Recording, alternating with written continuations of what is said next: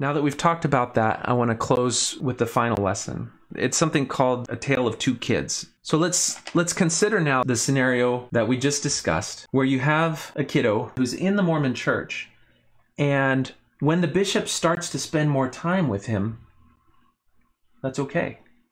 We assume that that's going to happen. No big deal. When the bishop starts to meet with him one-on-one behind closed doors, that's okay. That's what bishops do. There's no red flags there. When the bishop starts to ask him if he keeps the law of chastity, that's okay. Bishops are supposed to do that. How else are they going to figure out that they're worthy or not? When the bishop starts to ask him if he masturbates, well, that's part of the law of chastity. When the bishop starts to ask him if he watches pornography, and if he does, to describe the type of pornography that he watches, well, that's normal. That's what bishops are supposed to do. All of these things, because they're normalized by the culture and policies of the church, make it a wide open highway for predators to engage and to advance in those stages of grooming to have access to victims. Now let's take a different scenario. Okay, now we have a different child. Now this child is in an institution that has policies in place and clearly teaches the children what appropriate and inappropriate interactions are between their leaders.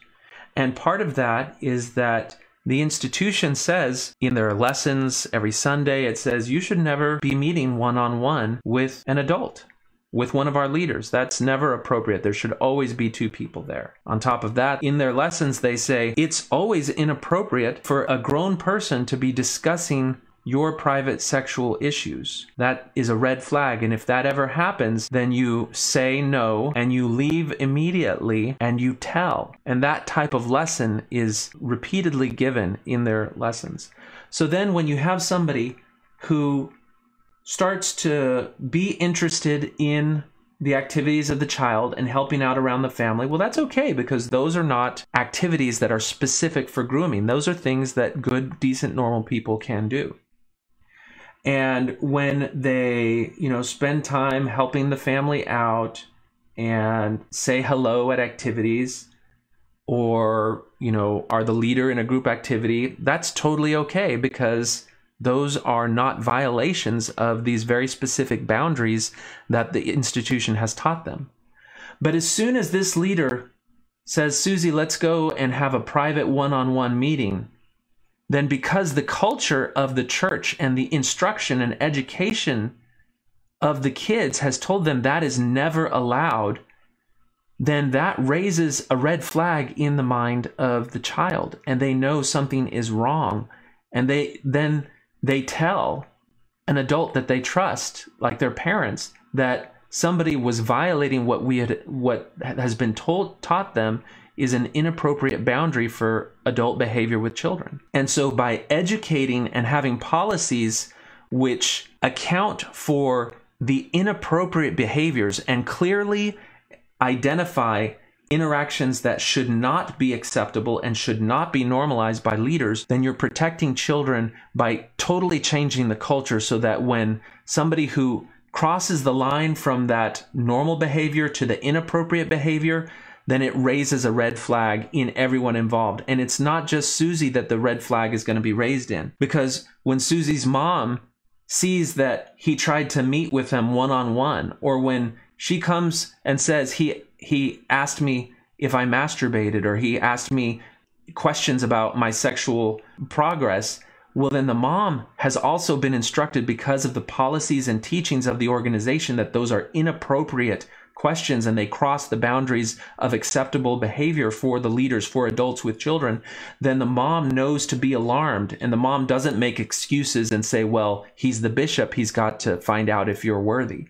And so by changing policies and by taking what we have learned from studying predators and seeing how they gain access to their victims, how they commit their abuses, and how they cover it up, and how people because of their bias and because of the deceptive trust that has been built up, how people don't recognize those dangerous red flag behaviors. By understanding these things, we can know why it's so important that in the Mormon Church, they change their policies to start to reflect actually taking real protection of children. And people will say, well, the church has already changed their policies. But those things that we've talked about today that predators need to do in order to commit their crimes, those things are all still allowed with those changes. Because you can ask yourself, with the policy changes that the church has recently made, do people think that it's out of the ordinary for a bishop to meet one-on-one with a child? No, because that is still allowed. A child, if they were sophisticated enough, could ask for a parent to be involved, but children are not sophisticated enough to know the dangers, and they're not empowered to make those choices, and we shouldn't leave it up to them to keep it safe. And because there's still that loophole where it's okay for a bishop to be meeting with one-on-one if the child doesn't ask, then we don't see it as a red flag. We don't see that as a behavior which is unacceptable. On top of that, if the bishop asks about the law of chastity, well, that is what the church's new revised policies say that the bishop should be asking. And the law of chastity is an inherently sexual question. By asking if the child keeps the law of chastity, the bishop is interrogating the child about their sexual life. And if you identify that sexual questions are inappropriate for adults to be asking of children in this institutional setting, then the question, do you keep the law of chastity, is crossing that threshold, because it's inquiring into the sexual existence of the child, and it invites further discussion about things like masturbation and pornography and sexual activities. And those are the types of sexual themes that predators use for that psychological desensitization. And what we have as a church right now is the entire church is already desensitized, because they've already normalized the idea that it's okay for the bishop to ask these questions. Now, you've seen the 29 questions that Bishop Sam Young has put in the news, and those we look at and we say, oh, they're horrible. No bishop would ever ask those questions because they're just so invasive. But I'll tell you, those questions have been asked.